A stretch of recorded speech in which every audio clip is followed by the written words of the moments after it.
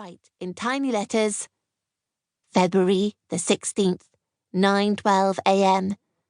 Miss Casey, another of her frequent brief disappearances. Where does she go during these unexplained absences?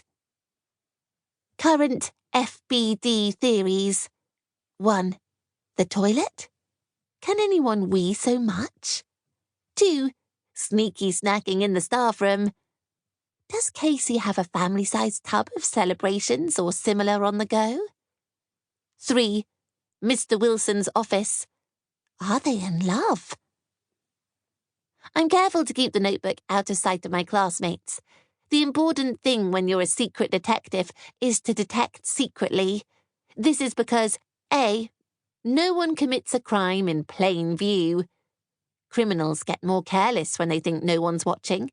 Detectives have to keep a low profile. Secret is best.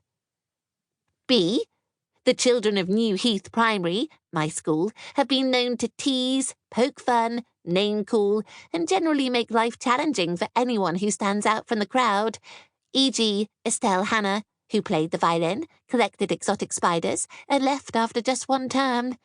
It's generally best to avoid doing anything that might be considered freaky or weird, e.g. observing other children covertly and recording details in a notebook. Secret is definitely best. Out of the window, I see Mr. Cheetham making his way across the playground over to the bike sheds. Mr. Cheetham is the school caretaker and is super hard-working, especially, I've noticed, in the area of the bike sheds. I see him going in and out of them 6 or 7 times a day, which is weird, really, as they never actually look that clean. But that just shows how devoted he is to fighting grime. Ha-ha! He fights grime, and I fight crime. It's a shame my top-secret status prevents me sharing this excellent joke with anyone else. I'm distracted from my playground surveillance by the sudden scraping of chairs and clatter of desks as everyone rushes back to their seats when they hear Miss Casey approach. "Now, children," she calls out, "settle down. Silence, please. That's enough of—" Oh. It's only now Miss Casey realizes that no one's making a sound. Class 6B is silent.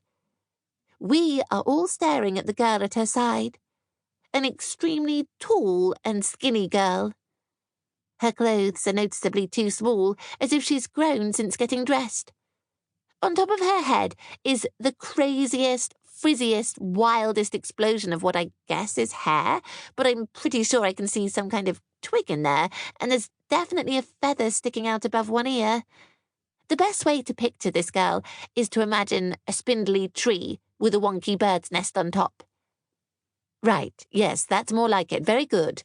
Now, class, I'd like to introduce you to a new girl who'll be joining Class 6B from today. This is Maxine.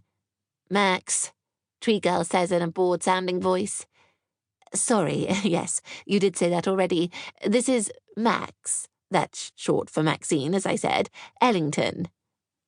Max, that's short for Maxine, as I said, Ellington, sniggers Simon Yarker. What a mouthful. Miss Casey looks confused, and Max, that's short for Maxine, stares straight ahead. Now, class, I want you to make Max feel very welcome, and I'd like a volunteer, please, to show Max how we do things here at New Heath Primary, and be her special buddy. Miss Casey makes invisible speech marks in the air when she says, buddy. No one moves, or makes a sound.